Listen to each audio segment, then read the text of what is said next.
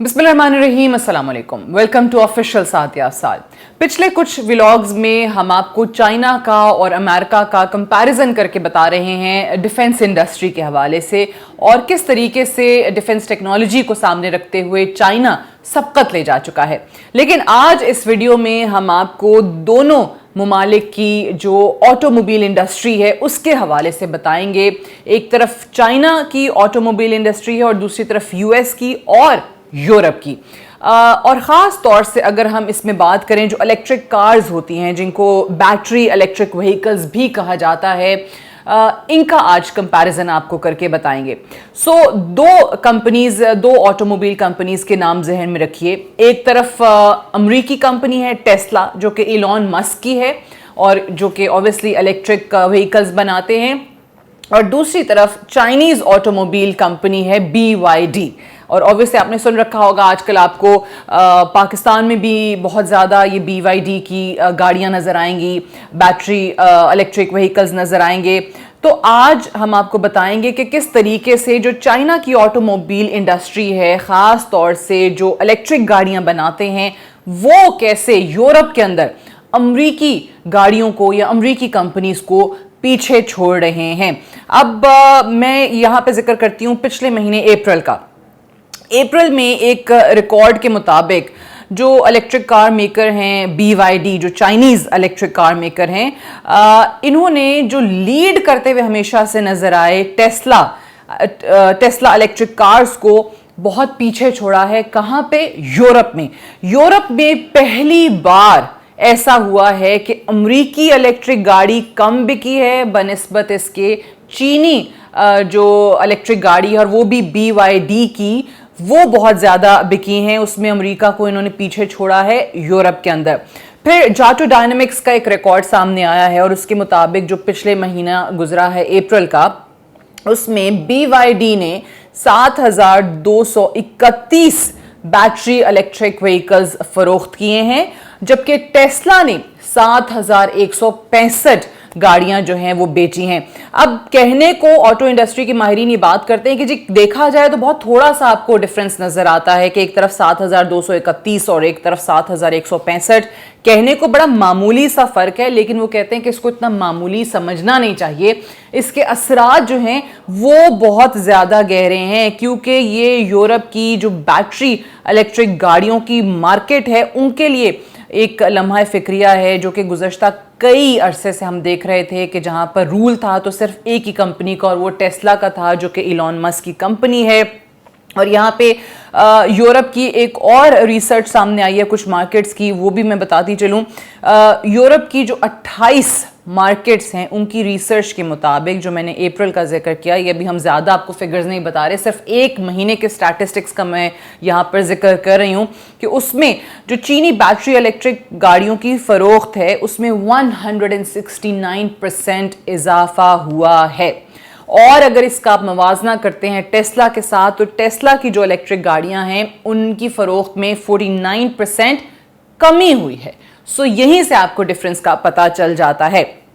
अब 2022 तक, अब हम 2025 में जी रहे हैं, 2022 तक आपको सुन के बड़ी हैरत होगी कि जब भी यूरोप में चीनी इलेक्ट्रिक गाड़ियों का जिक्र किया जाता था तो ये सिर्फ नॉर्वे और नीदरलैंड्स तक महदूद था।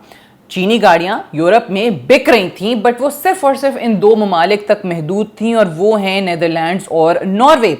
और सिर्फ 2022 से 25 तक अगर आप देखें, 3 सालों के अंदर चीनी ऑटो मार्केट ने पूरे यूरोप को कैप्चर कर लिया है। अब आपको हर जगह पे यूरोप के अंदर जहां जहां टेस्ला गाड़ी मौजूद होगी, उसका मुकाबला करते हुए कोई ना कोई चीनी इलेक्ट्रिक गाड़ी आपको नजर आएगी। टेस्ला से उन्होंने मार्केट यूरोप की आहिस्ता आहिस्ता लेना शुरू कर दी है। अब पिछले महीने अगेन सिर्फ एक महीने के स्टैटिस्टिक्स पर ही रहते हैं, यूरोप में जो कुल गाड़ियां रजिस्टर हुई हैं उनकी तादाद है 11 लाख। अब इन 11 लाख में से जो बैटरी ऑपरेटेड कार्स हैं, या जिनको बैटरी इलेक्ट्रिक व्हीकल्स कहा जाता है, उनका शेयर बनता है 17%। अब एक साल पहले तक इन्हीं गाड़ियों का जो कुल मार्केट का शेयर था वो 13.4% था। 13.4% से आपको नजर आता है इसमें इंक्रीज, जो कि 17% तक जा चुका है। फिर एक और किस्म की इलेक्ट्रिक गाड़ियां हैं जिनको मुकम्मल इलेक्ट्रिक कार्स कहा जाता है, PHEVs कहा जाता है, plug in hybrid electric vehicles कहा जाता है, उनका हिस्सा 9% हो चुका है और ये एक साल पहले तक 6.9% था। सो यानी आहिस्ता आहिस्ता दो चीज़ें हो रही हैं कि एक तो लोग जो हैं वो इलेक्ट्रिक गाड़ियों की तरफ ज़्यादा जा रहे हैं, एंड सेकेंडली इलेक्ट्रिक गाड़ियों में भी जो चीनी इलेक्ट्रिक गाड़ियां हैं उनकी डिमांड बढ़ती चली जा रही है। BYD ने बहुत ज़बरदस्त यूरोप की मार्केट जो है वो कैप्चर की है। अब आप ये सब जानते हैं कि जो यूरोपियन यूनियन है उन्होंने चाइनीज़ प्रोडक्ट्स पर टैरिफ लगा रखे हैं, टैरिफ का नफाज है। अब एक रिसर्च के मुताबिक आपको ये सुन के भी हैरत होगी कि जी जितने मर्जी हैवी टैरिफ्स यूरोपियन यूनियन ने लगा दिए हों चाइनीज़ गाड़ियों के ऊपर, उसके बावजूद जो सालाना बुनियादों पर बैटरी इलेक्ट्रिक कारों की फरोख्त हो रही है यूरोप में, वो 59% से बढ़ चुकी है और इस वक्त 15,300 यूनिट्स तक ये फरोख्त पहुंच चुकी है। और अगर इन्हीं चीनी गाड़ियों के मद्दे मुकाबिल आप दूसरी गाड़ियां देखें, अमरीकी देखें, जो साउथ कोरियन गाड़ियां आपको नजर आती हैं या यूरोप की गाड़ियां नजर आती हैं, उनकी फरोख्त के अंदर सिर्फ और सिर्फ 26% का इजाफा हुआ है। तो ये स्टैटिस्टिक्स बड़े क्लियर हैं, ये आपको बहुत अच्छे तरीके से बता देते हैं कि अब जो चाइनीज प्रोडक्ट्स हैं, ख़ास तौर से अगर हम इस वक्त ऑटोमोबाइल इंडस्ट्री की बात कर रहे हैं, तो आपको उसके अंदर बहुत ज़्यादा लोगों का एतमाद बढ़ता हुआ नज़र आ रहा है चाइनीज़ प्रोडक्ट्स में, चाइनीज़ गाड़ियों पे। और इस वक्त चाइना आपको यूरोप में इलेक्ट्रिक व्हीकल्स की जहाँ तक बात है उसमें आपको लीड करता हुआ, यूरोपियन मार्केट को कैप्चर करता हुआ नज़र आएगा।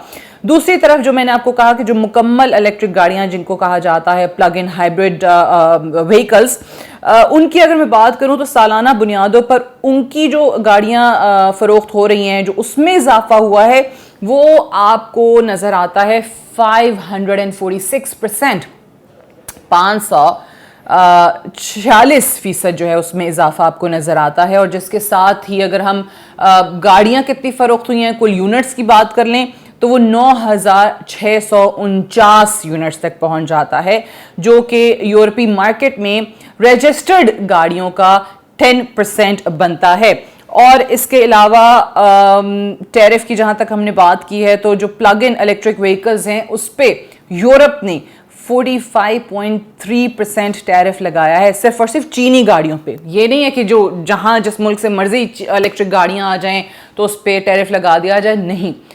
असल में चाइना की जो प्रोडक्ट्स हैं, चाइना से आने वाला जितना सामान है, या चाइना की गाड़ियां स्पेसिफिकली जिनका अभी इस व्लॉग में हम जिक्र कर रहे हैं, उनको किस तरीके से रोकना है, उनको किस तरीके से उनकी ग्रोथ को रोकना है कि भाई वो सारे का सारा जो एक वैक्यूम किसी ना किसी चीज़ की वजह से क्रिएट हो रहा है वो चाइना ना ले जाए। सिर्फ और सिर्फ उनकी प्रोडक्ट्स पे आपको ये टैरिफ नज़र आते हैं। जिस तरीके से चीनी इलेक्ट्रिक गाड़ियों पर 45.3% टैरिफ लगाया गया है, लेकिन उसके बावजूद चीनी गाड़ियों की जो फरोख्त है यूरोप के अंदर वो बढ़ रही है, वो कम नहीं हो रही है। अब ऑब्वियसली यूरोपियन यूनियन की कोशिश है कि किसी तरीके से ये जो चाइनीज़ गाड़ियां आ रही हैं, इनकी टेक्नोलॉजी को या इनके सस्ते होने को किस तरीके से रोका जाए, क्योंकि ऑब्वियसली इकोनॉमिकली भी अगर आप देखें तो चाइनीज़ गाड़ियां जो हैं उनकी कीमत आपको कम मिलती है, टेक्नोलॉजी भी बेहतर नज़र आती है। तो उनकी बड़ी कोशिश है कि इसको एक हद तक हम महदूद कर दें। या ये भी एक प्रपोजल आया कि जी ये भी बातचीत उनसे चल रही है कि जो चीनी गाड़ियां आ रही हैं उनकी मार्केट में कीमत फिक्स कर दें, ताकि जो हमारी यूरोपीय मार्केट है, ऑटो मार्केट है, वो तबाह ना हो, वो बर्बाद ना हो। कहीं ना कहीं टैरिफ लगा के देख लिया है, हर गुजरते दिन के साथ इसको बढ़ाने की बात की जाती है, लेकिन अभी तक कोई भी ऐसी टैरिफ पॉलिसी कारगर साबित नहीं हो रही है जिससे ये कहा जा सके कि हाँ यूरोपीय गाड़ियों की जो मार्केट है वो बची रहेगी। आपको हर जगह पे चाइना जो है वो स्पेस लेता हुआ नज़र आ रहा है। अब ये जो कोशिश है कि जी एक कीमत फिक्स कर ली जाए ताकि जो हमारा ऑटोमोबाइल इंडस्ट्री है या जो हमारा गाड़ी बनाने वाले लोग हैं वो भी सरवाइव कर सकें मार्केट में, ये भी ज़्यादा चलता हुआ नज़र नहीं आ रहा।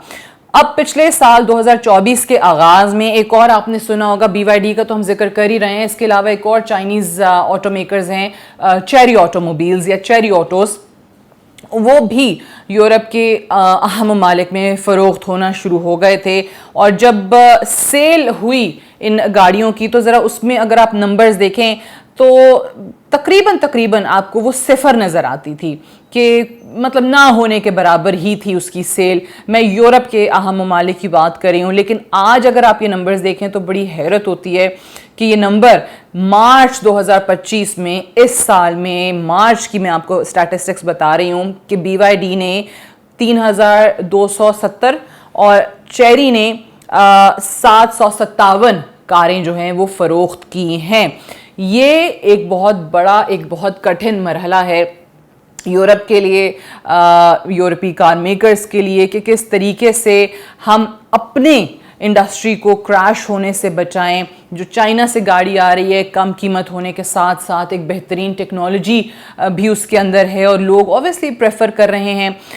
फिर आप दूसरी तरफ ये भी जानते हैं कि यूरोप में ये बात भी बहुत ज़्यादा चल रही है कि हमारी जो प्रोडक्ट्स हैं उनकी रसाई महदूद हो गई है, क्योंकि अमेरिका ने हम पे बहुत ज़्यादा टैरिफ्स लगा दिए हैं। तो क्यों ना हम चाइना से ट्रेड का आगाज़ करें, चाइना से मुख्तलिफ शोबों के अंदर ट्रेड करें, और मुज़ाकरात का बाय द वे आगाज़ हो भी चुका है इसके अंदर, ताकि कहीं ना कहीं जो नुकसान हमें अमेरिका के टैरिफ्स की वजह से हो रहा है वो हम यहाँ से पूरा कर लें, क्योंकि हमारे पास ये एक एवेन्यू है, ये एक ऑप्शन है जो अब खुला है, जो अमेरिका के हम पर टैरिफ लगाने के बाद खुला है। तो why not avail this option. फिर अब जो चाइनीज़ ऑटो मेकर्स हैं उनकी एक और भी आजकल बहुत ज़्यादा अंडर कंसिडरेशन मामला चल रहा है, और वो ये है कि वो चाहते हैं कि यूरोप के अंदर हम अपने ऑटो प्लांट्स लगा लें, हम अपने गाड़ियां बनाने वाले प्लांट्स लगा लें, ताकि जो टैरिफ हम पे लगता है हम उससे बच सकें। And I tell you, Chinese जो हैं वो ये कर भी जाएंगे, उनके लिए मसला नहीं होगा। अब चाइना से गाड़ी जब वो भिजवाते हैं तो उस पर टैरिफ इतना ज़्यादा लगता है, तो उन्होंने सोचा कि यूरोप में ही हम जगह जगह पे मुख्तलिफ हिस्सों में यूरोप के प्लांट्स लगा लेते हैं गाड़ियों के, ताकि हम टैरिफ से बच जाएंगे। सो इसमें कोई शक नहीं है। हमने पिछले व्लॉग्स में आपको डिफेंस इंडस्ट्री के हवाले से बताया था चाइना की, कि वो बहुत जल्दी तेज़ी से दुनिया भर की डिफेंस इंडस्ट्री को कैप्चर कर रही है। और इसी तरीके से आपको ऑटो इंडस्ट्री के अंदर भी जो चाइना की तरक्की है, जिस टेक्नोलॉजी को वो लेकर आ रहे हैं, वो भी पूरी मार्केट को बड़ी जल्दी, बड़ी तेज़ी के साथ वो कैप्चर करते हुए नज़र आ रहे हैं। दूसरी तरफ जो इलॉन मस्क हैं और उनकी टेस्ला है, उसके लिए BYD ने बहुत ज़्यादा चैलेंजेस खड़े कर दिए हैं, उनके लिए महाज जो है वो खड़ा हो गया है। और क्या अमरीकी सदर भी इस वक्त चाइना पे टैरिफ लगाकर अमेरिका के अंदर टेस्ला को बचा सकते हैं कि नहीं, क्योंकि यूरोप में तो हमें टेस्ला बचती हुई नज़र नहीं आ रही है, वहाँ पर तो BYD आपको हर जगह पर नज़र आएगी।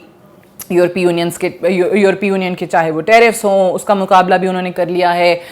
बाकी जिस तरीके से रुकावटें खड़ी करनी थी उसका वो भी मुकाबला कर रहे हैं। टेस्ला का नंबर वहाँ पर गिर रहा है, BYD का नंबर बढ़ रहा है। लेकिन क्या चाइना पर टैरिफ लगा के प्रेसिडेंट ट्रंप इलॉन मस्क की टेस्ला को अमेरिका में बचा लेंगे? ये एक बड़ा अहम सवाल है। लेकिन जिस तेज़ी से वो गिरावट आपको नज़र आ रही है उसमें लगता नहीं है कि इसको बचाना वहाँ पर भी इतना आसान होगा। चाइना एक ग्लोबल लीडर है, चाहे आप किसी भी शोबे की बात कर लें, उसके बेतहाशा आपको शवाहिद नज़र आते हैं। खुद आदाद शुमार जो हैं वो आपको बताते हैं, स्टैटिस्टिक्स जो हैं वो खुद बयान करते हैं कि वो इलेक्ट्रिक कार इंडस्ट्री हो, डिफेंस इंडस्ट्री हो, इंफॉर्मेशन टेक्नोलॉजी हो, आपको हर जगह पर चाइना लीड करता हुआ नज़र आ रहा है। और जो इस वक्त मुआशी तरक्की है चाइना की 21वीं सदी के अंदर, जो टेक्नोलॉजी की तरक्की है 21वीं सदी में चाइना के अंदर, उसको रोकना अभी इस वक्त किसी के बस की बात नहीं लगती है। That's all for today. Thank you so much for watching.